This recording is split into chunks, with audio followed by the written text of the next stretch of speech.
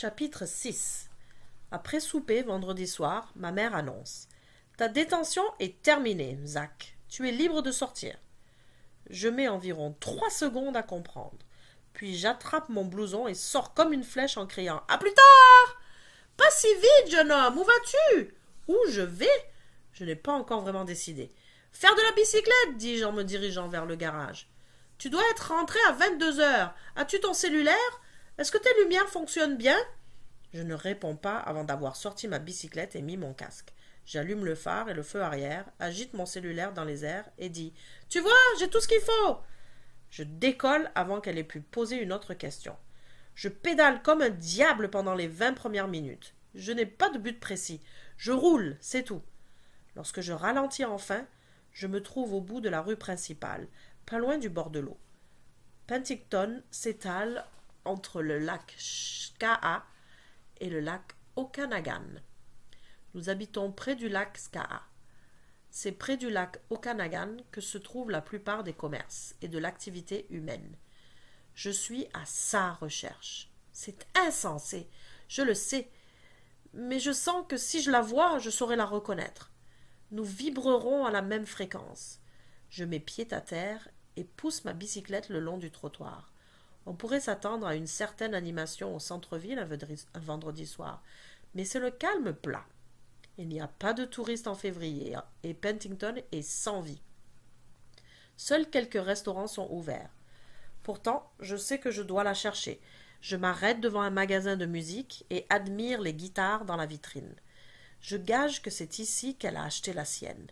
Une affiche sur la porte attire mon attention. Leçons de guitare.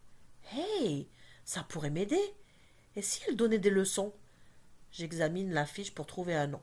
Il n'y en a pas. Mais c'est peut-être une piste à suivre. Puis il me vient une idée terrifiante.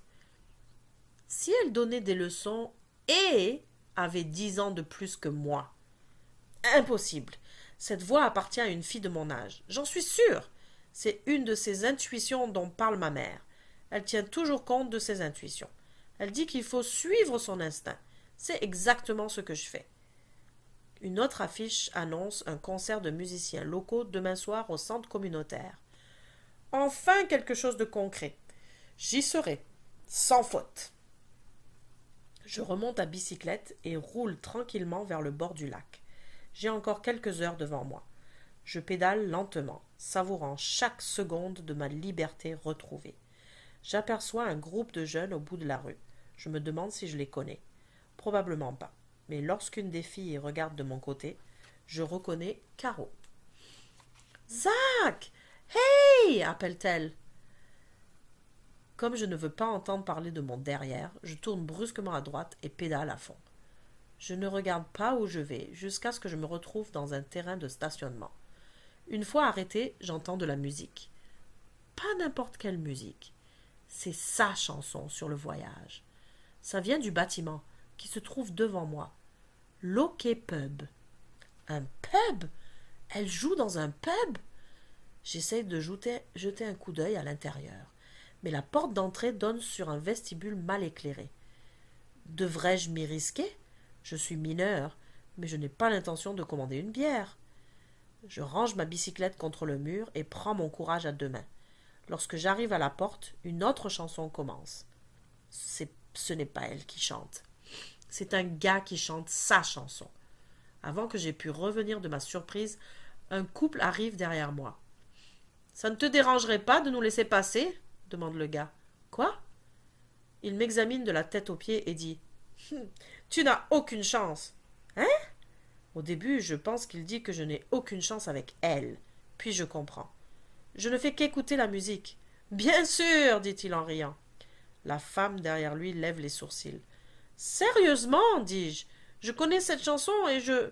Est-ce que vous pourriez me faire une faveur ?»« Je ne vais pas me porter garant de toi. »« Non, ce n'est pas ça. Pourriez-vous demander à ce musicien de venir à la porte ?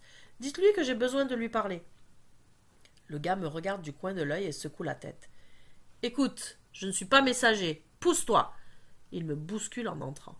Mais la femme s'arrête. « Ça a l'air important. Je vais demander à un des serveurs de lui faire le message. »« Vraiment ? Merci. Je ne te promets rien.